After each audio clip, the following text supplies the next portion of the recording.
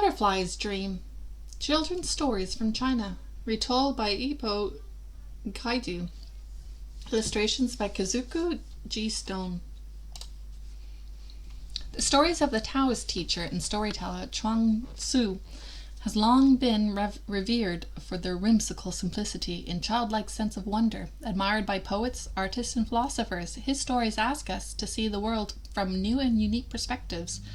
This imaginative book is based on one of the Chuang-Tzu's most famous stories, in which the storyteller wakes up and wonders who is the dreamer and who the dreamed. The book begins with a butterfly of Chuang-Tzu's famous dream taking off on a flight of discovery through fabulous Chinese landscapes captured in beautiful watercolor illustrations. The butterfly's adventures, its encounters with traditional Chinese characters, and the age-old but still relevant lessons of the importance of imagination and having an open mind make this an inspiring and thought-provoking reading experience for children.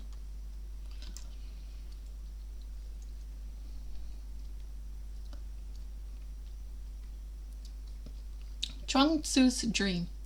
A long time ago in China there lived a man named Chuang-Tzu. One sunny spring day, with the soft fragrance of peach blossoms filling the air, Chuang-Tzu fell asleep beneath a green willow tree and dreamed that he was a butterfly. The butterfly flitted about, and then, carried by the gentle breeze, he fluttered away. The giant fish bird and the frog in the well. He flew to the great northern sea, where there lived a huge fish called Kun. The butterfly was floating above the water when, at the stroke of midnight, the ocean began to swell.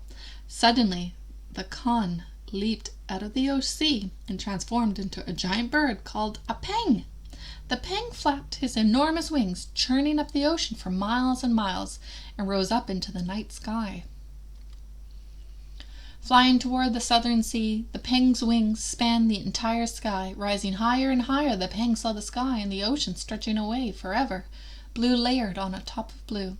The peng said to the butterfly, "When I was in the ocean, I thought it was big, but now I see that the sky is even greater in size." The butterfly continued to fly on and soon discovered a small frog living in a well somewhere between the northern and southern seas. Looking up from the well, the only thing the frog could see was a tiny circle of open sky. When he saw the butterfly fluttering above him, he said, "Come on in and visit. Isn't this the biggest place you've ever seen?"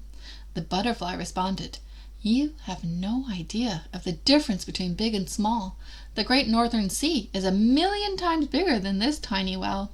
Once it rained there for 7 years, and the ocean didn't overflow. Another time there was a drought that lasted 7 years, and the ocean didn't even get 1 drop smaller."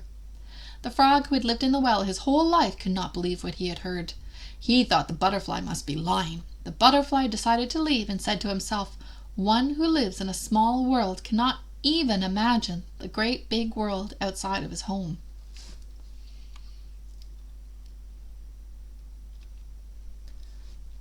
Three chestnuts in the morning. The butterfly flew over a yard where an animal trainer was arguing with some monkeys. The trainer had told the monkeys that he would feed them 3 chestnuts in the morning and 4 at night. Hearing this, the monkeys became angry. The butterfly suggested, "Well, why don't you give them 4 in the morning and 3 at night?" The monkey trainer agreed, and the monkeys jumped with joy. The butterfly thought, "The amount of chestnuts is the same, but now the monkeys are happy. The keeper only had to be flexible enough to change the arrangement." The wooden rooster. A few miles away, a man named Chi was training the fighting rooster for the king. The butterfly asked him if the rooster was ready for the fight. "Not yet," replied Chi.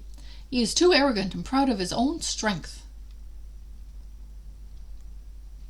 The butterfly came back 10 days later and asked again, and Chi replied, "He is still not ready. He gets excited when he sees another rooster and is too anxious to fight." After 10 more days, the butterfly returned and asked, "How is your rooster doing?"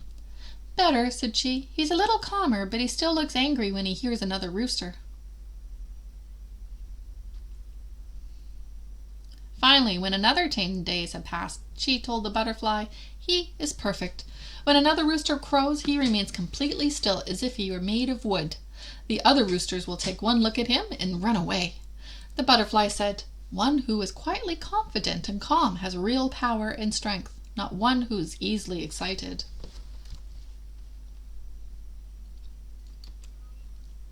The useless tree. Just outside the town, there was a huge tree standing next to the village shrine.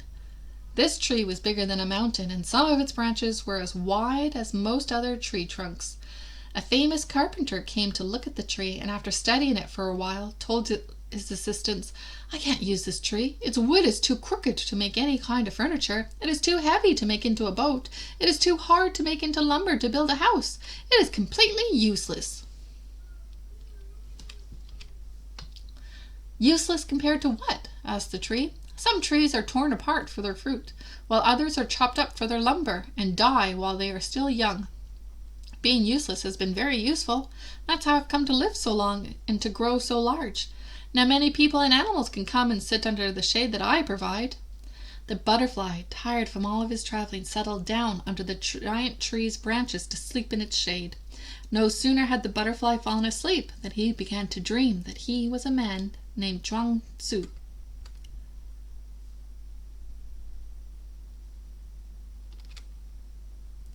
Huitzu's giant gourds.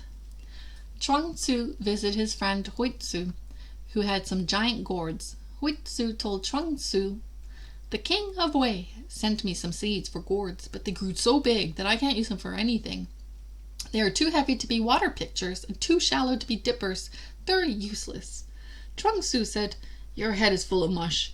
You say these gourds are useless because they are too big. Instead of putting water in them, you can put them on the water. Why don't you make boats out of them and float them down the Yangtze River?"